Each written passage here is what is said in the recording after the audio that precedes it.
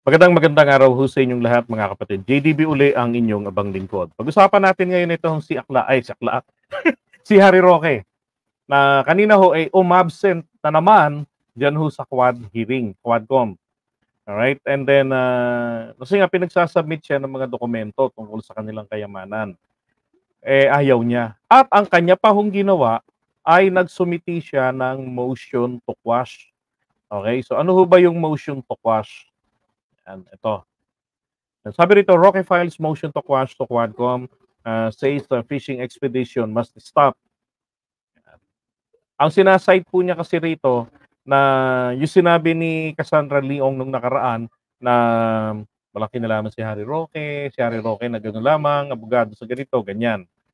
Ngayon, sabi nga niya rito, the financial history of Attorney Roque, the settlement of the estate of his late aunt, the corporate restructuring of his family corporation, and all the other documents that he is being ordered to produce all have nothing to do with IGLs or POGO. Sabi dyan.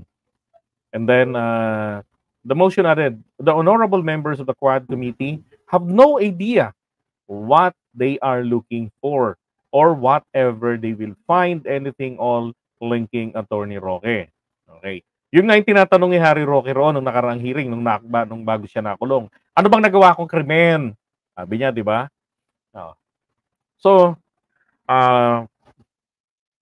sabi rito, unless the honorable, ito pa sabi niya, in the same motion, underscored that requiring him to present his family's entire financial history is a violation of the rules of the House of Representatives. And Roque cited Section 9 of the House of Representatives Rules of Procedures governing inquiries in aid of legislation, stating the rights of witnesses, including the rights against self-incrimination, shall be respected. Alam niyo ho, itong self-incrimination, ito yung may kinalaman po na parang sa involving national interest. Anyway, yan naman po ay sinagot yan lahat nito ni Beatrix, si Congresswoman. Pero tingnan niyo yung kanyang financial. Ito yung present dati ni Beatrix noong nakaraan pong hearing nila. Okay, so tingnan niyo. Yung financial assets, yung assets nila Harry Roque. Ang taon po na to is 2014. Okay? Mas maging kayo man siguro magtataka kasi nga paano lumobo yung kanyang kayamanan. Yan. So 2014, ito po mapapansin niyo po niyan, itong si Harry Roque noon, ganyan kaliit pa lamang yung pera. Ito pa ho kasi noon si Harry Roque. I want you to go out and vote and not just vote against it, but convince your neighbors and friends that because the right to life is the most important of them all, please do not vote for this murderer, this self-professed murderer. But sir. Okay, sino ba yung tinutukoy niya po rito na wag daw pong iboto? Yung self-professed murderer, gano'n si Duterte po yung tinutukoy niya. Ni Harry Roque diyan. Kung daw nagkakamali, mga 2014, 2015 ang video na to. Wala pa siya, hindi pa siya ina-appoint sa pwesto. There is a very charismatic figure that a lot of people are behind him. Well, Hitler was charismatic, and so was Marcos. Okay, yung babaeng nagtatanong na to sa kanya, alam ko, nakalimutan ko pangalan nito eh. Ito yung nasa Singapore, yung China Post, na nakalaban ni Sasot. Kaya lang pinagkasundo na lamang sila ng korte na hindi sila nilitis kundi pinag-ayos na lang silang dalawa. Yan. So dati ganun pa si Harry Roque. Now going back. So yan, 2014, 125,000 lamang and 125,300 pesos yung kanilang cash. Okay? Ngayon, pagdating ko ng 2015, naging 3,125,000. Okay? Yan. Current assets. Diba? Ngayon, ito yung kapansin-pansin. Pagdating po Noong 2017, tingnan nyo ha, 2015 is 3,125,300. Pagdating ko ng 2017, wala akong nagbago. 3,125,300. Aba, pagdating naman po ng 2018, naging 67,775,800 pesos. So, ito na ba yung pagpasok ng mga ari-arian ng sa tiyahin niya? 'Di ba? Alam niyo kung yun ang kanyang sinasabi, eh di dapat patunayan niya, tama ho ba? No, dapat patunayan niya yun na yun ang naging source nito kung bakit biglang lumobo.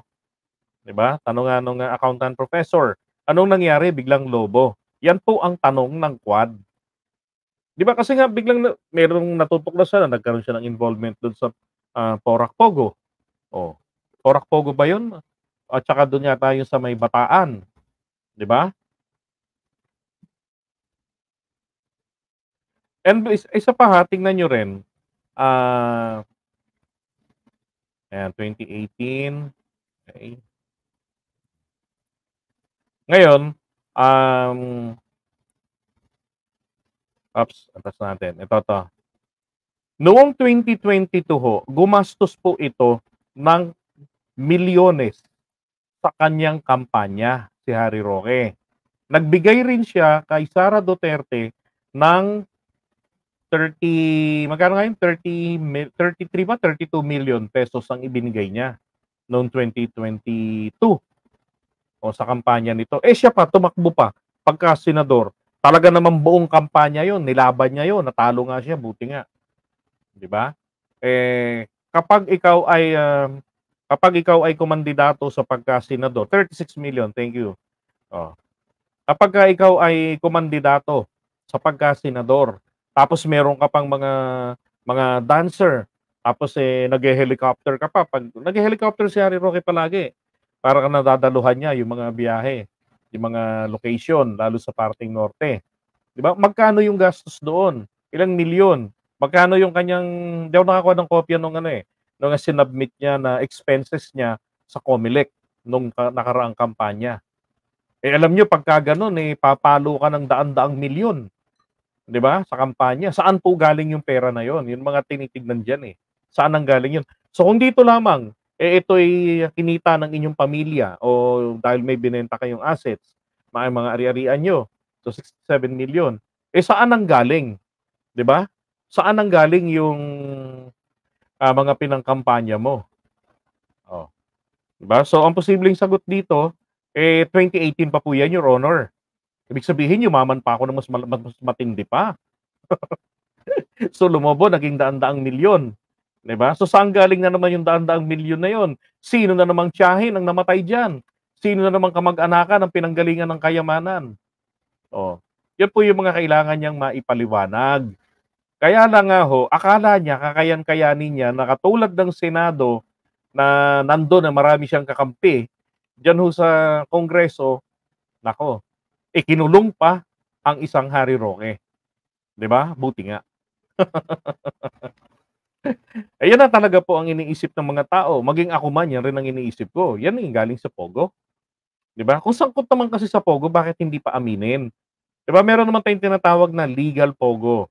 'Di ba? Legit na Pogo. O kung saan mang Pogo yan. Ibig sabihin, naging ano po ako ron, investor ako ng Pogo rito ng ganito, pero yung, wala naman kayong record yata na nagkaroon ng mga ganitong hindi magagandang nangyari. 'Di ba? Na may involved ng human trafficking, na may involvement ng mga pagpatay, may involvement ng torture. 'Di ba? Bakit hindi kayang sabihin 'yon? Ang daming mga alibay na keso sa fishing activity na lang yung ginagawa ng Senado, ng Kongreso, hinahanapan na lamang daw po siya ng butas para siya po ay makasuhan. Have a list of members who wish to Si Beatrix. on the topic of Pogo. May we know, Comsec, if Attorney Harry Roque is present? Mr. Chair, he has not represented himself today, and he has not also confirmed his attendance in today's hearing. Mr. Chair, Oh, yeah, Congresswoman Luiso? I wish to make a manifestation regarding Attorney Harry Roque. Of course, we are all aware that we invited him in today's hearing We likewise directed the committee secretariat to issue a subpoena regarding the production of pertinent documents. Among others are the deed of sale of the multinational subdivision lot, including the tax returns. That includes also the ITR of Spouses Roque and Biancham Corporation. That includes even the SALN from 2016 to 2022. And we even required a trust agreement, which he made mention when he was asked about the transfer of shareholdings from Spouses Roque to Attorney Percival Ortega in 2020. Notwithstanding the pronouncement of the committee about the issuance of the subpoena, although the same has not been served to Attorney Harry Roque, this representation, and I understand the committee as well, is in possession of the motion to quash the order of the Quad Committee requiring him to submit these documents. And with the permission of the chair, I wish to enlighten the committee why this should be denied. Among the issues that were raised, Mr. Chair, number one, the documents which are being Okay, yung motion to quash, ang inano ni Harry Roque, ibig sabihin ng to quash yung parang ipawalang sala, hindi na siya isali, exempt na siya diyan sa hinihingi. Pero nung pero nung una, 'di ba, sabi niya he's willing to cooperate, he's going to submit those documents, 'di ba? Maski nung nakulong na nga siya, nung ikukulong na nga, okay pa rin siya. Pero na-realize niya na, shit, ma-incriminate ako rito. Baka ma-cremate ako rito. Ngayon, nagdi-delaying tactic na po ang Buruha. Yan. At nag-send na nga sa kanila ng motion to quash. Tinayo ko pa paano babarahin ni Beatrix yan. required according to Attorney Harry Roque are not relevant. Contrary to what he said in the case of Arnold versus Nazareno, this is July 18, 1950. There are two tests for the relevance of documents. One, is its materiality to the subject matter? And second, is its materiality to the purported legislation? With respect to its materiality to the subject matter, let us remember that one of the controversies that we are investigating right now is the POGO operation. Amid the overwhelming circumstantial evidence of his connection, Attorney Harry Roque's connection to Lucky South, the POGO operation, he vehemently denies this connection to the same. In the last hearing, he even articulated that his money did not come from POGO. I wish to remind the committee that during those time, Attorney Harry Roque was the presidential spokesperson, a government official whose income is very much limited. This notwithstanding, we were able to show to the public the sudden increase of his assets in Biancham Corporation and the other subsidiaries. At this point, Mr. Chair, I maintain that the documents which are being required are relevant to the subject matter of the investigation. Because if Harry Roque will not be able to prove the sources of his assets, then there is a possibility indeed that will support his connection to this POGO operation. With respect to the relevance to the purported legislation, possible legislation, if we are able to prove, Mr. Chair, that the documents will support Attorney Harry Roque's involvement to POGO operation, the committee will likely consider revisiting and amending, among others, RA 3019 or the Anti-Graft and Corrupt Practices Act, the Code of Professional Responsibility of Government Officials, Anti-Money Laundering, Corporation Law, and even the Code of Professional Responsibility and Accountability for Lawyers. The foregoing is apart from the need to amend various laws which we have established already. For one, the PSA Charter concerning the fictitious birth certificate that we have discovered already, the immigration law concerning the issuance of visa, the PAGCOR Charter concerning the licensing of POGO, and at least the cybercrime law, which is RA 10175. Second, Mr. Chair, he invoked his right against self-incrimination. I wish to share the case of De La Cruz versus People. Ito pong right against self-incrimination ay ginagamit lamang sa testimonial evidence. Yes, sa testimonial evidence. And what we are requiring from Attorney Harry Roque are object evidence or documentary evidence, and therefore not. Di ba? Mga dokumento yung hinihingi nila para makita nila, mapatunayan ni Harry Roque na ito yung paper trail ng aking biglang pagyaman. Kasi isang pwedeng tingnan po dito, hindi kaya ikaw ay sangkot sa money laundering. Hindi ba po pwede yun eh? O, saan galing yun? O, baka sangkot ka sa money laundering. Nakalusot ka lang dun sa AMLAC. Kasi ganito yung paliwanag. Di ba? O, kailangan mapatunayan mo, mapakita saan ang galing. Covered by the right against self-incrimination. Third, Mr. Chair, he invoked his right against privacy. In the case of Standard Chartered Bank versus Senate Committee on Banks, it pronounced the long-standing case of Sabio versus Gordon. The right of the people to access information on matters of public concern generally prevails over the right to privacy. In other words, in the hierarchy of rights, Mr. Chair, mas mataas po ang right to information kaysa sa right to privacy.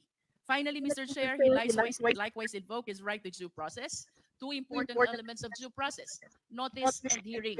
And we are all witnesses that we have been according this right to him since day one of the Quadcom hearing. In this light, Mr. Chair, I respectfully move that we deny, we disregard the motion to quash that was filed by Attorney Harry Roque. Thank you, Congresswoman Luistro. There's a motion to deny the motion to quash presented before the Quad Committee by Attorney Harry Roque on the subject of subpoena duces tecum on several documents required by the committee from Attorney Harry Roque. Is there any second? Second, Mr. Chair. There is a motion, duly seconded. Are there any objections? Hearing none, the motion is approved. The committee denies the motion to quash of Attorney Harry Roque. Mr. Chairman, Congressman Paduano. just a point of clarification. Since it was denied, does it follow that the motion last time to issue subpoena is in effect?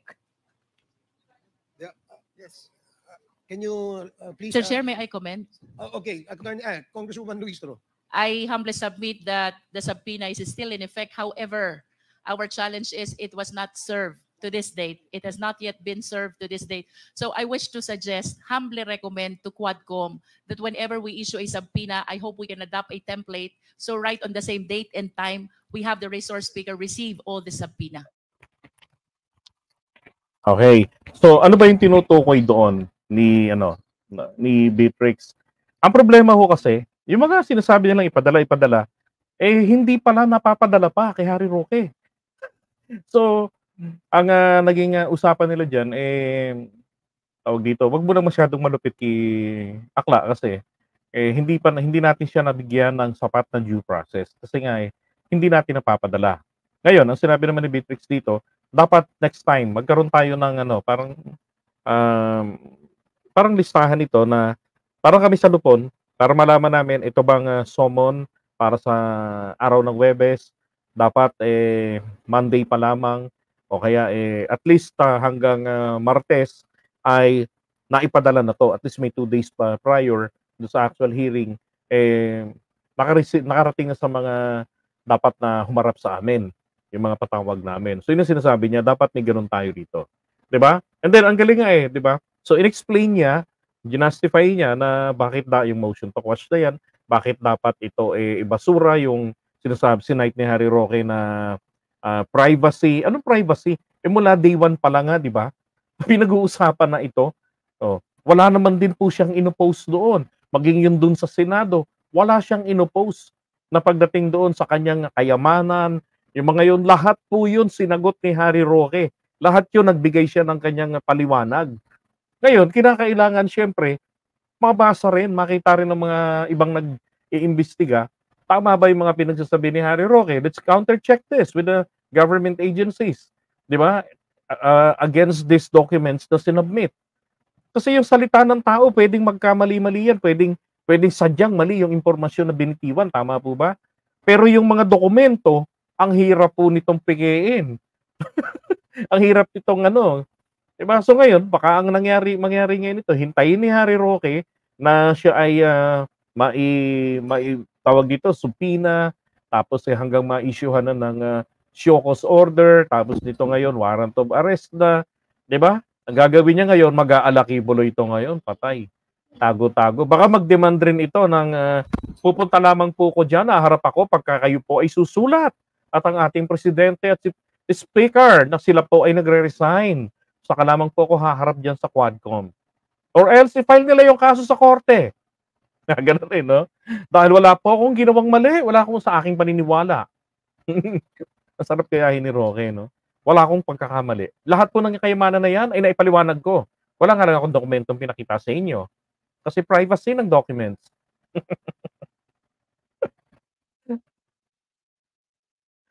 Yes, that's correct, di ba? Oh. Ang galing nga ni ang galing nga ni Luistro. Sabi ko nga sana lahat ng mga kongresista natin, lahat ng mga senador natin, lalo na yung mga take note, yung mga mahihilig na mag-imbestiga in aid of legislation, dapat po ganito, 'di ba? Yung marunong. Oh, katulad rin sa Senado. Alam niyo ho ba kung sino ang idol nito? Ang idol po nito ay sino? Hulaan nyo. Oh. Sino yung idol nito? Risa Ontiveros. Oh. Tapos sinasabi nga rin ho ng ibang tao na possible she could be the next Miriam Santiago. Etong si Beatrix. Ay nako. Okay. So iwan muna natin ito. At abangan natin. Ako excited po ako sa susunod na Quadcom hearing at tatalakayin na naman diyan